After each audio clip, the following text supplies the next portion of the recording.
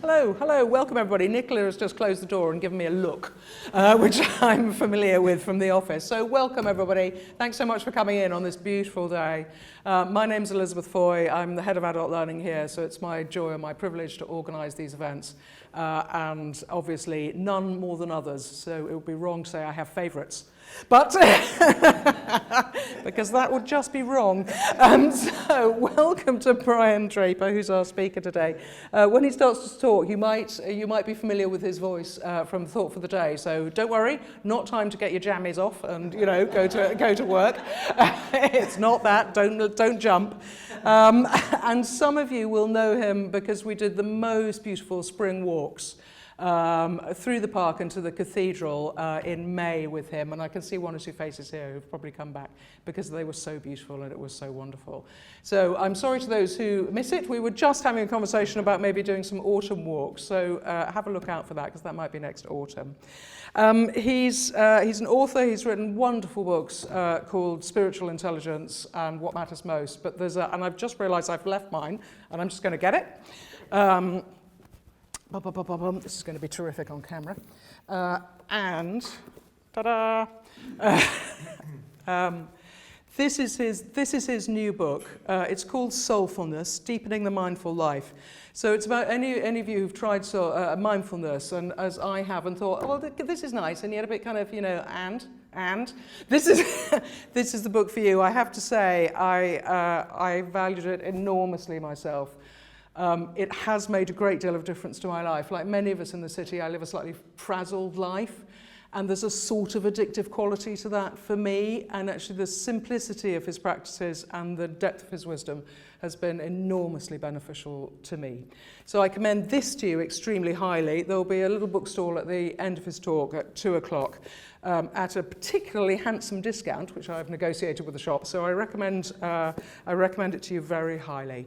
I'm not going to say any more. I'm going to hand over to Brian. He'll talk for about 40-45 minutes, and then we'll have some time to questions. Thank you. Thanks for coming, Brian.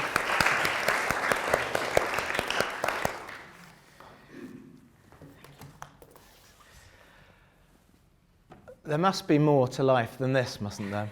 I mean, I don't mean this. This is absolutely delightful, and it's so kind of you to invite me here, but and to be here in this wonderful setting, great privilege. But there must surely be more to our work life, our home life, even, dare I say it, our Christian life and our church life than this. And deep down, I'm sure we all sense it. For even as we busy ourselves skimming the surface of our relationships, of our culture, of our faith, busying ourselves, getting ahead, or staying afloat, mercifully, still, something calls to us from deeper below the surface, doesn't it?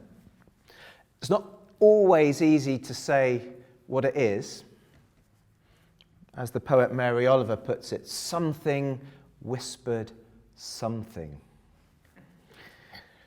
which kind of sums it up, really. The author, Cynthia Bourgeault, writes of our nostalgia for the infinite. I love that phrase, our nostalgia for the infinite. And the Bible, of course, reminds us in Ecclesiastes that God has set eternity in the hearts of all people. Something calls to us from deeper. Perhaps we sense it when we catch the sun rising on a beautiful autumnal morning, mist swirling around trees and leaves glinting gold in the sunlight. Or when we catch a child giggling infectiously, or even when we stand at a graveside. In those moments, we recall glimpses of the more to life that we sense there must be. The more of who we are, for instance, created to be the image bearers of God, no less. I love how the poet Wordsworth puts it in Intimations of Immortality. At our birth, he says, we arrive not in entire forgetfulness and not in utter nakedness, but trailing clouds of glory do we come from God, who is our home. We spend so much of our life then forgetting that, don't we? But occasionally, thankfully, sometimes we have our memories jogged. Recently, I was out running. The sun was out, although there was an ominous big black cloud. And as I ran down into a nature reserve, it started raining, and then the sun came back out. I turned a corner and beheld this most incredible double rainbow just arching up over the water meadows in Winchester. And I was stopped dead in my tracks, or possibly alive in my tracks. And for a few blissful moments, it reminded me that there is more to life than my failures and successes, what I wear, what I own. It lifted me up out of my own petty grievances with the world, gave me a taste of the divine, a divine sense of reconnection, if you like. But I suppose the question is, how do we stay alert and connected and alive to that sense of the more when the rainbow inevitably fades from view before our eyes and we rush on back to our busyness as usual? That's, for me, the question that nags perhaps more than any in our culture. Personally, I've gained some really helpful insight from mindfulness and from the mindfulness movement, which overlaps and resonates with much of what we would call contemplative Christian spirituality, and which helps me to realize more of the hidden treasures of my own faith, in fact. I think it's okay to say that.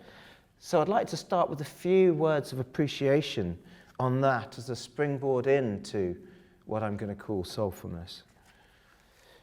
Mindfulness uses simple, sustainable practices such as paying attention to our breathing, to stepping into stillness, and even kind of working on the principle of just learning again to do one thing at a time. Remember that? It's a good thing to try and do. In order to help us to be more alert and alive to this present moment, instead of constantly reliving things that have happened or pre-living things that are about to happen, helping us to become more present to all the possibilities and to the potential and to the more of this moment, as well as, of course, helping us to cope with stress. If you want a definition, then you might just think of its opposite for a moment and ask what you have done mindlessly in the last few days. Can you remember your journey getting here today? I don't know if any of you, probably most of you, have seen about the story of the virtuoso violin player Joshua Bell, who went busking in a Washington subway, and it was filmed by, I think, the Washington Post, and all set up, and hundreds and hundreds and hundreds of people walked past as he was playing one of the world's most expensive violins and one of the world's most beautiful pieces of music, and just a handful of people across the space of an hour or two stopped. And they said that they noticed one thing in particular, and that was that almost every child that walked past tried to stop and were hurried on by their parents or guardians. So do you remember getting here today? We tend to proceed on autopilot so much of the time, don't we? How did you drink your last cup of coffee? Or eat your last meal? What were the flavors and textures of the food like? How did you listen when a friend was sharing something really important or special with you? Did you listen without agenda, or did it just remind you of something that you wanted to tell them back? Sometimes I used to catch myself responding to a text when I was reading the kids a bedtime story. We are all culpable, I'm sure. John Kabat-Zinn, the professor of medicine who helped to found the mindfulness-based stress reduction program, which many of you will have heard of, describes mindfulness. I love the clarity that some of these people in mindfulness speak of in terms of profound things. We can learn as Christians from them sometimes. He speaks of mindfulness as wakefulness with open-hearted presence. Wakefulness with open-hearted presence. And I really love that. I wonder how many people you know who are wakeful with open-hearted presence. They're often few and far between, aren't they? But they're wonderful to know when you come across them. I like to imagine Jesus as having been very wakeful and having a deeply open-hearted presence, awake to who and what is before him, as well as being awake to the presence of God within every moment. Meditation is one specific way of becoming more wakeful with open-hearted presence. I know that word is a bit of a buzzword sometimes, and sometimes it puts us off, doesn't it? But the mindfulness expert from the Oxford Mindfulness Centre and the Anglican clergyman, Mark Williams, refers to meditation very helpfully and undramatically as calmly abiding in the present moment. Calmly abiding in the present moment. And that's something that we can all try, isn't it? We don't necessarily need to sit cross-legged for half an hour on a meditation mat, although that might be useful. You could just make yourself a cup of tea and step outside and give yourself permission to be for a few minutes instead of forever doing. And if you need some kind of spiritual permission slip, you might just go to the Psalms, to the psalmist who says, "Be still and know that I am God." We are often, as Christian believers, stuck on the fast forward as well, aren't we? And if you really need something to do, if you really must do something while you're standing outside for 5 minutes, try watching the clouds. Seriously, try watching the clouds. The founder of the Cloud Appreciation Society, a guy called Gavin Pretor-Pinney, he's done a fantastic TED Talk on appreciating clouds. He says that one of the most important things about watching clouds is that it gives you permission to do nothing else but watch clouds. And we so rarely ever give ourselves permission to do anything like that. Step outside and be still. What I'd love us to do just before we continue is to have a moment's stillness. If that's okay? We're not going to do anything weird or spooky, and if you feel at all uncomfortable, just sit quietly while the rest of us sit quietly, and no one will know the difference.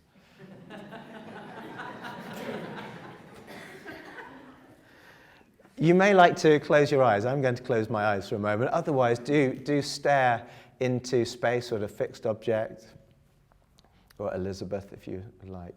And just what I'd love you to do, just for a moment, is to relax your body. You might, for a moment, notice if you have any stresses or areas of tension in your body that you hadn't realized were there. It's quite easy for us to spend half the morning with our jaws clenched or with our shoulders tight in the brace position, ready for what's going to go wrong. But actually today, what we're going after is really good things. Going after presence, aliveness, presence of God. So notice if you have any areas of tension or stress in your body, and just simply try and relax your whole body. And it really helps, without sounding too cheesy, to smile as well. Remembering that we are going after good things. It really helps you to relax. And what I'd love you to do is just to slow your breathing down a little bit and deepen it just a little bit.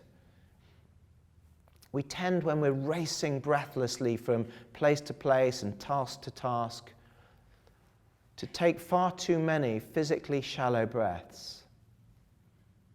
If you're a runner or a swimmer or a cyclist, or you love to dance or sing, you'll know how crucial it is to breathe deeply through the strides and the strokes, because it gives you physical energy. But of course, it gives us more than that too, doesn't it? It gives us that emotional sense of calmness, taking the deeper breath, a sense of mental clarity. And if you are like me, and most of us probably in this room, and you struggle to quieten your ever-chattering mind down when you go into a period of stillness, one very, very simple way to help is just to bring all of your attention and your awareness to your breathing. It gives the mind something to do and allows you to be a little more fully present here. We remember, of course, that we are God-breathed, and that God is closer to us than our breath. So what I'd love you to do is just to bring all of your attention and your focus onto your breathing just for a few moments, and watch that in-breath coming all the way in, right to its end, and then the out-breath going all the way out.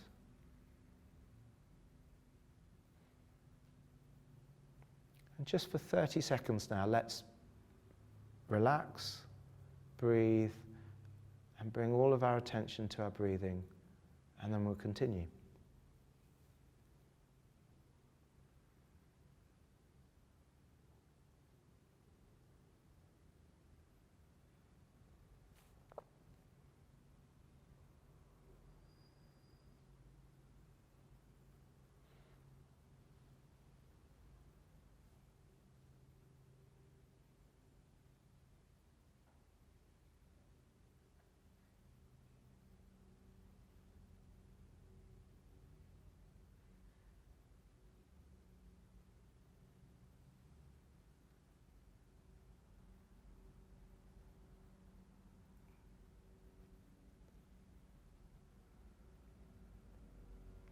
Just before you open your eyes again, I'd love you to notice how you feel, what you experience, not trying to manipulate anything, but just notice how you are.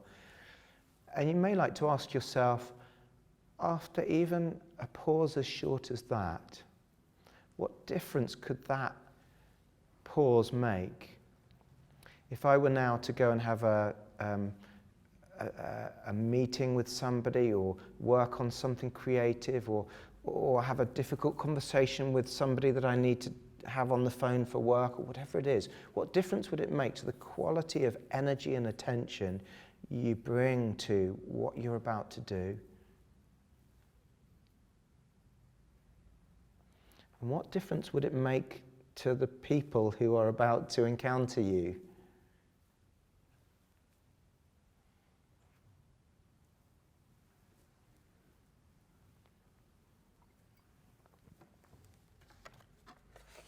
And what's stopping you from every now and again taking a very short pause like that?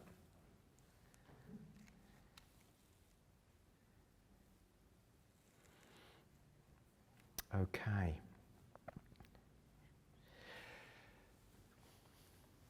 Lovely to sit in stillness together, actually, isn't it? As a group. It's really lovely. I hope that you could appreciate that. A couple of other ideas. You could just try a very slow walk, or a slightly slower walk than usual, a walk of awareness down a familiar path or road or pavement. Where I live in Winchester, when I'm working with people one-to-one, I often invite them to do a really nice slow walk, slower than normal walking pace. And it's so embarrassing to begin with, especially if they're local. And it's a really good way of noticing the chattering of your mind, which really pipes up when you're walking slowly down Winchester High Street. And your mind, your insecure, anxious, chattering, ego-driven mind is saying, who am I going to bump into? What do people think of me? I look like a complete idiot. When's he going to let me stop this? But actually, if you carry on just for about long enough, you can just settle that down and keep going. You begin to notice things, details on the pavement you may have never noticed before, even though you've walked this route thousands of times before. And you notice things up above, and you notice faces and textures and colours, and the quality of the space outside and inside begins to shift. You may just give thanks for 3 things when you stop at a red light, when you're driving, or as happened to me this morning when the train was delayed. You may refuse the lure of your phone and instead just stand and breathe for the 5 minutes that the train is being delayed and notice what you notice. All sorts of opportunities for those of us who say, I just don't have time for this sort of stuff. So mindfulness can be really, really helpful and has many benefits, from decreasing stress to increasing creativity and emotional resilience and empathy, and its benefits have been well documented. But the danger is, I think, that we can end up just seeing it as just another tool to keep us calm within the frazzling and unsustainable lifestyle that otherwise we have absolutely no intention of changing. Little pill to help us keep going. Worse still, if we're sent to a mindfulness course by a boss who wants us to learn to kind of stay calm as we conquer the world on their behalf. It's not good, is it? The psychologist Bill Plotkin says that we should beware of using any techniques like that actually just help us to become better adapted cogs in the otherwise toxic machinery of life. Nice metaphor, that. I don't want to be a better adapted cog. I'm not sure about you. Most helpfully, mindfulness helps to quieten that incessant chatter of our anxious minds. But as a Christian, I believe, of course, that we are so much more than minds alone. And I think that when we enter stillness like that, just as sometimes when we behold a rainbow or stand at a graveside, what happens is that we are taken to a tantalizing threshold, which is for me the threshold of soul, where the mind is just willing to relinquish its grip on the control panels of our life and perhaps, for a change, let soul take the lead. And that's for me where it gets really, really exciting. I don't mind my children looking back on my life when I'm dead and gone and saying, he was a really mindful dad. That would be quite an accolade in this sort of social media age. But it does leave me, as Elizabeth said, a little bit cold. I'd much rather they were able to say he lived a soulful life. He lived a soulful life. Think of the word soul for a moment, and I wonder what you picture. Soul or soulful music? A soulful cafe? Soulful meal with friends? Or a gallery that inspires? Soulful stretch of countryside? Or you might like to imagine something or someone or somewhere soulful that you have just literally encountered recently, where your soul stirred. What was it about that place or that person that somehow touched you, inspired you, connected you with the more?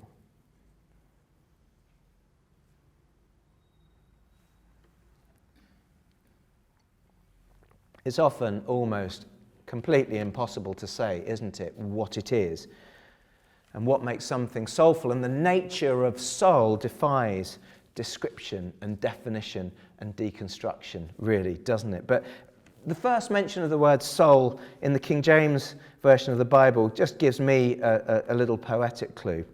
So in Genesis 2, verse 7, we read that God formed a man from the dust and breathed life into him, and he became a living soul. This is the Hebrew word nephesh, which means several things at once, as most Hebrew words usually do, but which scholars seem to agree has an overarching sense of wholeness or the whole. So in this verse, God takes two good things, dust, matter, and spirit. Often those are kind of set in tension when we think about spirituality, aren't we? Spirit equals good, flesh equals bad. But he takes these two things and creates something that is a whole, that is greater than the sum of the parts. And that whole is the living soul. And that, for me, helps to explain why soul relentlessly connects us with that something that is greater than the sum of the parts of our life, with the more. And in my book, I explore three areas in particular where I believe soul does that. First of all, by opening us up to the more of who we are individually. Secondly, by opening us up to the depth and quality of relationships that we can nurture. And third, by opening us up to the more of our life's work. And I'd like to touch briefly on those three areas now. So first then, soul is the more of who we were created to be, individually and uniquely, trailing clouds of glory as we remembered from God who is our home. It's easy for us as believers to often be sort of so self-deprecating, it's kind of almost, it hurts. But if we are image bearers of God, then let us take ourselves seriously in a sort of non-ego-driven way, in a soulful way. We each have a unique fingerprint, and we each have a unique way of touching the world. We each have, I believe, a unique retina, and we all have unique ways of seeing the world and expressing the world. Bill Plotkin again says that the soul calls to us from our subterranean depths, pushing up like a flower that grows up through a crack in the concrete paving of our life. Thank goodness it does keep calling. I wonder, how have you paved over your soulful, made in the image of God's self, through lifestyle or through attachments or through busyness or whatever it is? How have you paved over your soulful self? What are the flowers that you sometimes glimpse on the pavement? And when was the last time you truly met yourself? You might like to, as an exercise, go looking for flowers that are growing through the cracks of the pavement and just stand there for a while and allow it to speak to you. At a soul level, you don't need to put words to it. Just prayerfully stand there and allow it to speak of your own uniqueness that often gets covered over for all sorts of different reasons. The Hebrew word hineni means here I am. And it features with many of the great biblical characters. So when God calls Abraham, before he's about to ask him to sacrifice Isaac, he says, Abraham, Abraham. Abraham replies, hineni, here I am. As Moses turns aside and sees the bush on fire, he hears a voice calling from the bush, Moses, Moses, and Moses says, hineni, here I am. The boy Samuel in the temple hears a voice in the night and thinks it's Eli, comes to Eli and says, hineni, here I am. Isaiah hears God saying, whom shall I send? And Isaiah says, hineni, here I am, send me. And I really love those three words, here I am. And if you want to do anything that might help you just to experience more of who you are prayerfully in the present, before then presenting your whole vulnerable self to God, you may just imagine for a few moments God calling your name. You may even like to just speak that out loud a few times over and over in a room with the door closed. You can do it on the top of the bus if you want. And then respond, "Here I am," and speak that over a few times, a few minutes, for as long as you like. First of all, presenting yourself, "Here I am, here I am." And then presenting yourself in vulnerability and poise to God. Beautiful thing to do.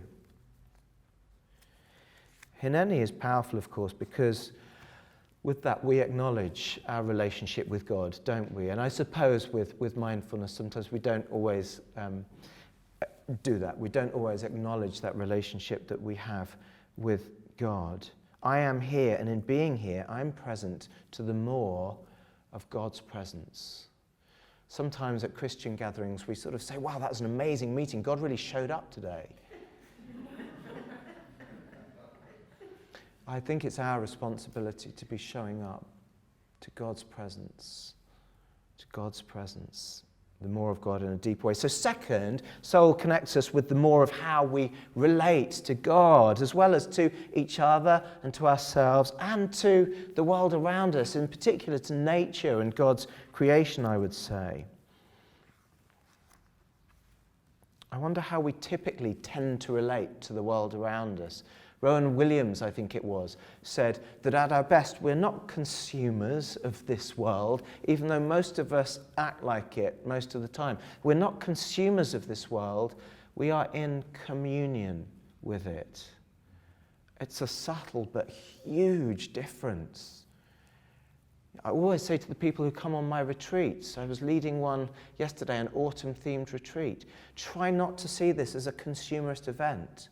Try instead to be in communion with the day, with the season, with God, with yourself, with others.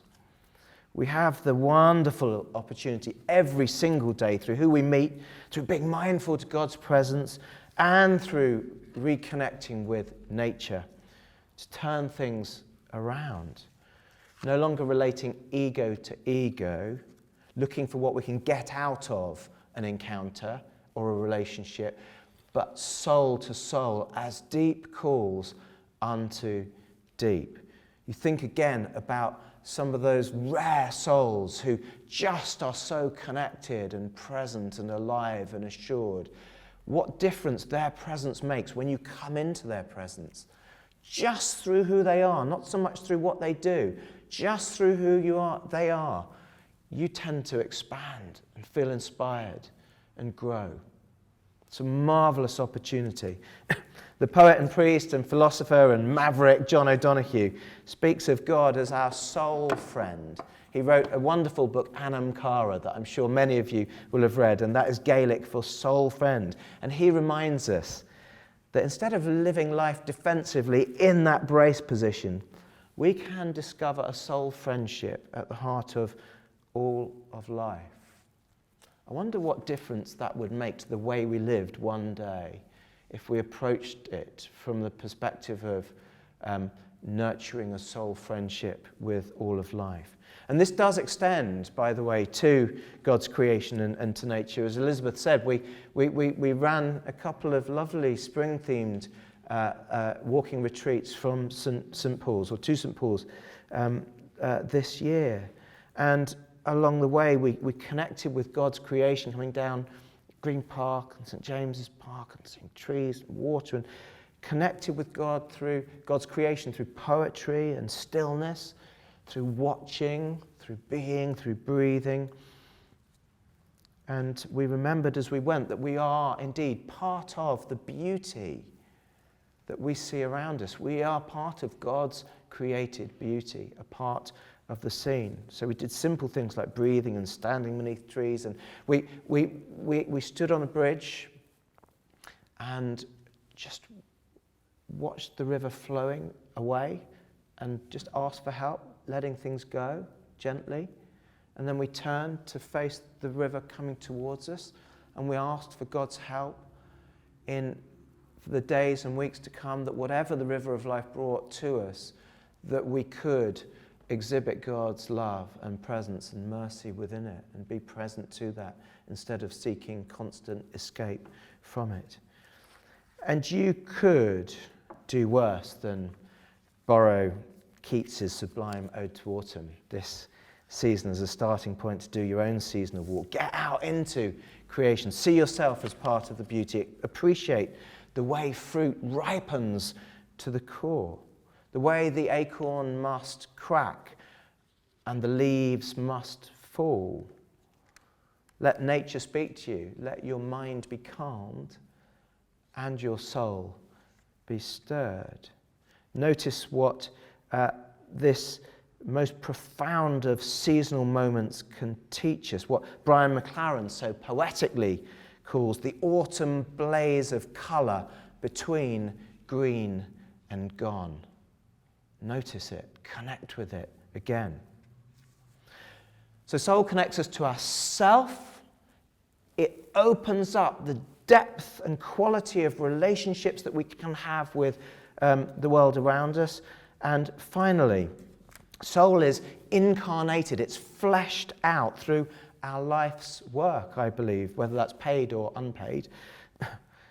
While so much spirituality is all about escape, soul, let's remember, is found within that wonderful fusion of spirit and matter.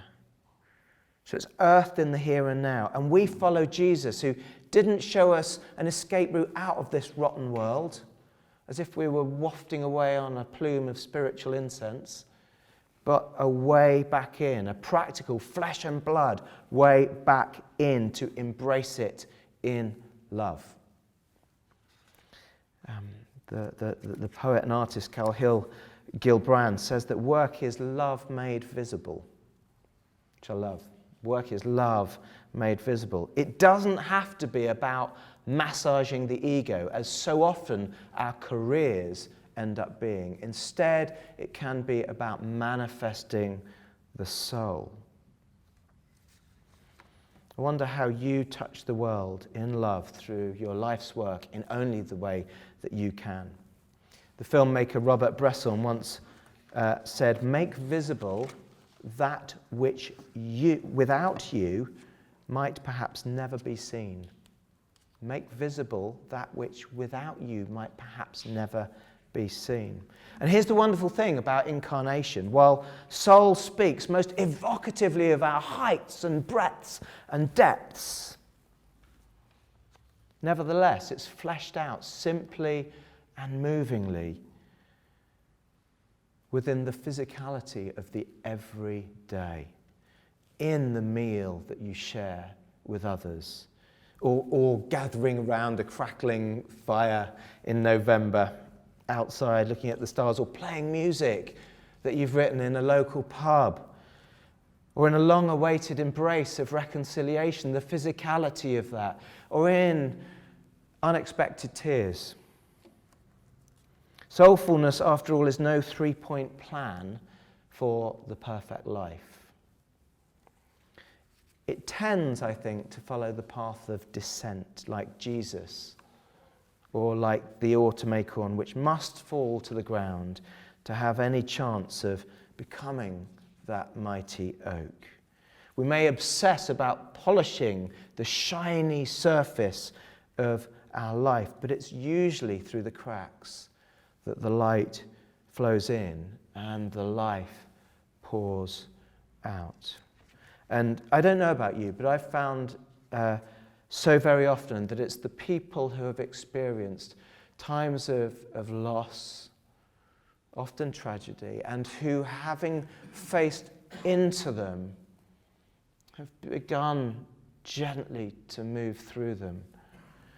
It's often those who seem to have a real deep sense of soul coursing through their life and a connection to the more. People like my friends Howard and Jan, who lost a child when they were young and who walked with a limp, undoubtedly, but who just bring a warmth and a degree of connection to the world around them through their work, through their life, that is inspiring. Or my friend Linda, who was made redundant from a decent-sized job fairly recently, or a couple of years ago, with an NGO who's doing great things to alleviate poverty in the world. And instead of going out to get another job and match it like for like, which is what her ego wanted her to do, instead, she paused and she listened to the nudge of soul and did what she had always most deeply loved, which was baking. And she started with cupcakes and she started selling them. And in the end, she opened up a beautiful little cafe space where she welcomes in mums and toddlers and the unemployed, all sorts of different people who gather and talk and share wisdom and buy coffee and eat cake. Beautiful soul space. She said, I've come to see that there are different ways of changing the world. Instead of doing what I felt I ought to do, I followed my gut, my passion, my soul, I guess. It's not always been easy, of course, but I feel a sense of everything I've done in my life so far leading me to this point and of being where I was meant to be. The writer Christine Kane puts it like this: sometimes when you're in a dark place, you think you've been buried, but you've actually been planted. And I think of Jesus and the physicality and the soulfulness of Jesus. And we remember the Last Supper, which, despite the deepness of its pain, was surely, truly soulful. A meal with friends in which Jesus washes feet, breaks bread, shares wine. It's spiritual yet physical, and it creates something, of course, immeasurably more than the sum, and it's something we can still participate in today. Breaking bread, sharing wine, having fellowship. And how about the resurrection?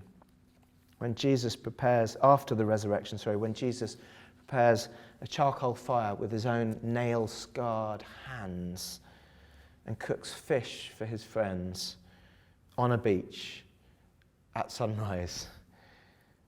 Imagine the smell, the taste, the moment. Exquisitely, those followers sample the taste of both fish and forgiveness. And for Peter, of course, his soul is restored. Perhaps one of the most soulful moments in the biblical sweep of the biblical narrative. Jesus once said, "What does it profit anyone to gain the whole world but to lose their soul?" But I wonder, what if this world was never ours to gain anyway? But instead a place in which we could help each other to reconnect as deep calls unto deep and as soul calls to soul. Getting a divine taste or foretaste of the soulful flavors of the kingdom of God, of fish, of forgiveness, and so much more of the more. Because there must be more to life than this, mustn't there? I'd love to end with just one sentence from good old John O'Donoghue, who I met over breakfast once when I was interviewing him for the Church Times. And he said to me this: we were talking about the busyness of the world and the fact that we don't often have time to stop and overhear what's going on inside as well as overhear God or anything else. And he very quickly got onto soul. He just oozed it. And he said this to me, just leant forward, and he said, whispered almost in a conspiratorial tone, in a beautiful Irish accent, which I won't try now. He said, soul is a dangerous thing to have. It links you into the infinite, whether you like it or not, and it will not let you rest happily in your mediocrity or escapism. May it be so. Thank you.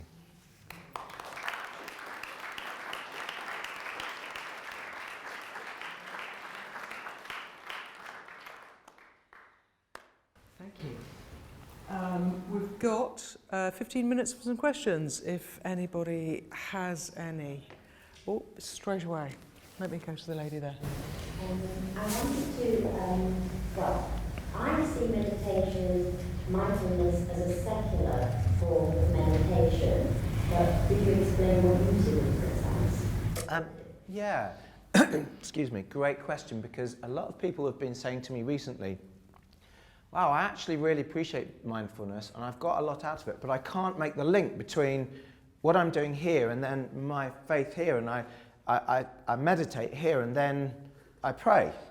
And so where is the link? I mean, I just speak personally.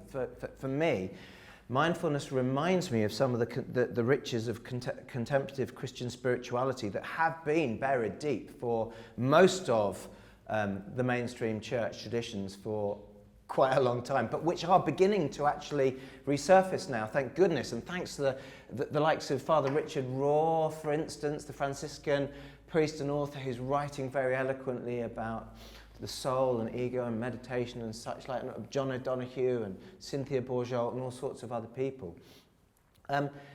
For me personally, it reminds me that I can be still and know that God is God, and things like simple breathing techniques help me through into that place where I can be still in an easier way. Most Christians that I speak to will say, oh, I like the idea of stillness, but I never do it because it's just so distracting, I can't do it. I mean, other people can do it, I can't do it. And so I think what mindfulness and meditation, calmly abiding in the present moment through simple, sustainable techniques, can help us with is entering that space. I really do. I think it does take us to the threshold of soul, just as profound moments of awakening take us to the threshold of the soul. The question then is, what do we do with that? Do we just think, okay, I'm calm now, I'll go back into the craziness? Or do we think, okay, I'm going to push through into kind of this soulful space and see where to next? But for me, it takes me to that place. If that helps. Thank you. Really basically the same thing. Meditation and mindfulness in particular. Well, I think meditation is something that is a tool that's used by people practicing mindfulness. It's one way to practice being mindful, being awake. So the mindful bit is being awake and alive to the present moment, non-judgmentally. And the experts would probably say that you could do that in two or three main ways. One is through meditation, or being calmly abiding in the present moment. Another one is through doing simple practices such as learning to do one thing at a time. The Buddhist monk Thich Nhat Hanh, who wrote the book The Miracle of Mindfulness, tells a lovely story at the beginning of it about a Catholic friend of his comes to stay. And they share a meal together, and the Catholic guy says, oh, that was lovely, thanks very much, I'll do the washing up. And he says, no, I don't want you to. He says, no, don't be silly, I'd love to, I'll do it. He says, no, really, I don't want you to. And he says, why? He says, because you don't know how to do the washing up. And he says, well, what do you mean? Of course I know how to do the washing up. He says, no, you'll do the washing up to get it done. I will do the washing up to do the washing up. And again, there's a subtle but significant difference. So practices like that, just being really present to it, would help you to be mindful. Thank you. Thank you. Yes, lady there. Can you help to distinguish the distinction between soul and spirit, please? Try to distinguish the difference between soul and spirit. It's a great question, and probably no is the answer to that. I think when we get to the point of, I mean, you may just find a really helpful theologian who could do that for you. I think that we get to the point where we're trying to sort of cut thin air. But I mean, with spirit, I mean, in the verse that I mentioned from Genesis, I like the idea that we are God-breathed. God breathes his spirit into us. But there is something that, for me, of the soulful, that is very much embedded in the physicality, in the flesh and bloodness, in the incarnational trajectory of Christianity. And that's, I think, where Christians have something more to speak of, something unique to speak of. So soul, for me, in particular, reminds me that I am earthed in the physical, which is enlivened by the spirit, and my spirit is earthed in the physical. And so it's something greater than the sum of the parts for me. That's my interpretation of it. But that's not a close, tight theological definition of it. Is that okay? Okay.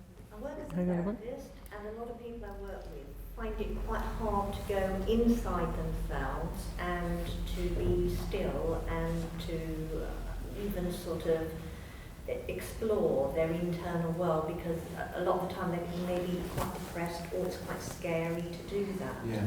And I just wondered if you had any ideas about how you might take someone who's trying to sort of do things externally more, as some sort of bridge into being able to begin to face their inner world. Right, yeah, no, thank you. And I think the first thing that I would say is there are times when you need to seek professional help, and you know, and so I tend to work with people in just quite a gentle introductory way, often outside, not in a therapeutic way at all, but in a gently kind of awakening way to do that. And I have to say that getting outside is incredibly helpful in helping people to gently reconnect with the more of who they are.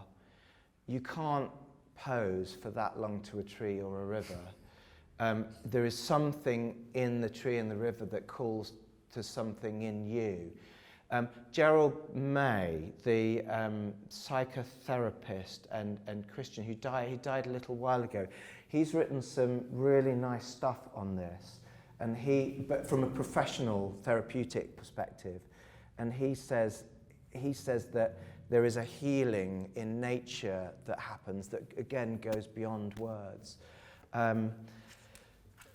Further into that, I would be a little bit kind of, you know, hesitant to go too much further into that, because certainly for me, if people have deeper issues, then I would prefer that they speak to a counsellor. For anxiety, it could actually be very helpful. Yes, I think it really can be. I think anything from being still, learning to breathe, learning to sit within stillness and within sometimes emptiness really helps us to reconnect and to be fully present, and that is a very, very, very helpful thing. What I find for the majority of people who, for instance, come on a retreat that I lead, small groups, and we'll go out into the countryside, most of those people are so busy that they rarely ever stop. Most of the time, I know some people aren't, most of the people are going full pelt. So actually stopping is quite a shock, because it's easier to keep going. And often when we stop, there are emotions bubbling away just beneath the surface. And often we will have tears on a retreat, not because I'm trying to whip them up, but just because it's an emotional thing and there's stuff going on beneath the surface. So I had a lady recently who was provoked to tears by just thinking about Keats's words. Where are the songs of spring? Aye, where are they now? Think not of them. Thou hast thy music too. And that spoke to her at a very deep level about all sorts of things, and she just burst into tears.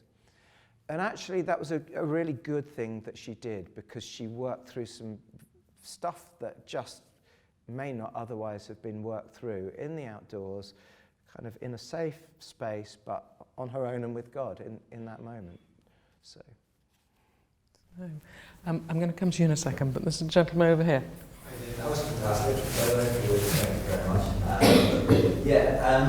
Mindfulness for me, it feels like quite an individualistic thing, I suppose, and it's quite like, you know, a practice of self or whatever. But what does it look like, kind of, you know, corporately and community and stuff? Like, how do we bring it into kind of Sunday? you know, the church, the kind of mainstream, I suppose it's a big part of Quakerism, which is awesome, but how do we see it kind of rolled out in church life more? Yeah, well, I mean, two things immediately spring to mind. One is the second point that I was making about the way soul connects us at a deeper level with each other. So instead of us just skimming the surface of our relationships, or worse, kind of responding ego to ego, like, you know, a moment of road rage where it suddenly escalates, instead, deep calling to deep, and just practicing that in community. The Danes have this wonderful word, hygge, that is all the rage this year, and it's all about the coziness of the soul, about nights in, about being present within the winter weather and the darkness, but transforming and redeeming that and being... but part of that is being with each other without agenda. That's part of the philosophy. And that's really nice. So what I try to do, we've got a little group who meet around our kitchen table once a month, and we will have a specific reflection. We'll light a candle, we'll have some silence, we may read a poem or say a prayer or read the Bible, but we will bring often homegrown or home-baked food. We will create a soulful environment, and we will seek to be with each other without too much agenda, to allow something that's greater than the sum of the parts to emerge there. So I think that, you know, for me, that we really need to think, and we need to think about our spaces within Christian communities. I don't know about you, coming back to that challenge of when was the last time you met someone or went somewhere or experienced something that was truly soulful. When was the last time you experienced that within a Christian space? Often it's so packed with words. Where is the art? Where's the poetry? Where's that sense of connection? So I think, you know, just those are two things that we can think about. Can we go to the gentleman if you still want to have a question? The way to talk about mindfulness as another technique, as a way of just adding another cog to the system of surviving, I actually want to. But in essence, would you accept that when you enter into the process of meditation practices, trying to live mindfully, that in essence, that brings about a change within the individual? And what you seem to be saying towards the end now is that in order to be able to live through that change, there needs to be some sort of value system, there needs to be some way of sharing some base, which you can then draw on as a strength. So picking up on the issue about therapy and so on, to enter into it without that, it just becomes another technique, isn't it? Yes and no, I suppose. I think that we would all, if we share a Christian faith, we would say that then there's a bigger picture and a bigger story, and for the more of the story and the more of who we are, then ultimately it's about finding our place within that story and the more of that story. So I agree on that, but it's not to deny the huge amount of good that has, I think, been done with people beginning to practice stillness and attending to their breathing and being more present. And I think that for me, I come with an appreciative attitude to something like mindfulness, partly because of the common sense way that people like Professor Mark Williams and John Kabat-Zinn, among two of them, speak so clearly about profound issues, which I think we've lost the art of doing that in the church. They open up some of the treasures of what we might call spiritual treasures, but in a way that people can access. So I think that that's been a really positive thing. And I think it's a wonderful opportunity for us compassionately as Christian believers to meet people where they are at in a very challenging culture in which we live, and to affirm a lot of what's happened, but also to, with compassion, to say, but I also believe that there is more. And that's a lovely opportunity, I think. You know, we do stand on the threshold of soul when we enter into stillness. But what does it look like as we cross that threshold? And one of the reasons it's hard to say is because many times we retreat back into the busyness of the ego-driven life. So it's taking steps forward into that and exploring the more of who I am and the more of how I relate and the more of the potential of my life's work first and then sharing it with others. But that's the change, isn't it? That's the change that takes place as a consequence. Yeah, and we are about transformation. And we often forget that. So what does it mean to be transformed? And what does that look like? And that's why I mentioned the path of descent as well, because there is something about the story of the acorn and the oak tree, and we can get preoccupied with polishing the shiny shell of our life, and there is something about the cracks that speak of the ego being stood down and the soulful life flowing through us to become more fully the person that God has created us to be. It's 2:00, and on that beautiful moment, I'm going to close. Thank you very much to everybody coming, and thank you to Brian.